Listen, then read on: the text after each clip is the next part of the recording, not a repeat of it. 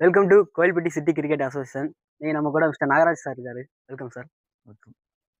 சொல்லுங்க செஞ்சு. சார், நீங்க எப்போலேருந்து கிரிக்கெட் ஆரம்பிச்சீங்க? உங்க சின்ன வயசுல உங்க ஊர் கோயில்பட்டி தானே?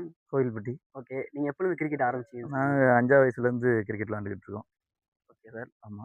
நாங்க ரப்பர் பால்லேருந்து ரப்பர் பால்னு சொல்லுவாங்கல்ல, அந்த ஆ. ரப்பர் பால்லேருந்து அப்படியே கொஞ்சம் வெயிட் டென்னிஸ் விளாடுவோம். Okay sir. 8த் வரை வெயிட் டென்னிஸ். 9த்ல லெதர் பால் ஸ்டார்ட் பண்ணிட்டோம். 9த் படிக்கும்போது லெதர் பால் ஸ்டார்ட் பண்ணிட்டோம். எப்படி லெதர் பால் ஸ்டார்ட் பண்ணீங்க? அதுக்கு எதுவும் ரீசன்? டென்னிஸ் பால் இருக்கு விளையாண்டுருக்கீங்க. திடீர்னு லெதர் பால் எப்படி? அங்க திடீர்னு விளாடல.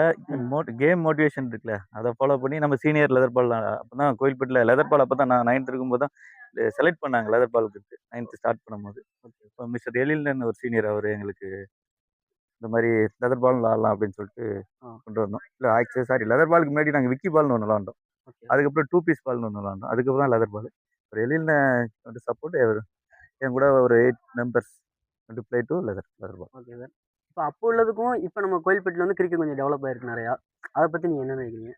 கிரிக்கெட் நவீனில் அப்போ வந்து ப்ரொசீஜரு, டிசிப்ளின், ஆட்டிடியூட் இதெல்லாம் கிடையாது. இப்போ வந்து பகடா ஸ்போர்ட்ஸ் மிஸ்டர் விஜயானந்த் சார் இருக்கார்ல, ஓகே. அவர் வந்து சின்ன பசங்கள்லேருந்து அப்படியே விளாட நாங்கள் அவர் அகாடமியில் போய் பார்ப்போம்.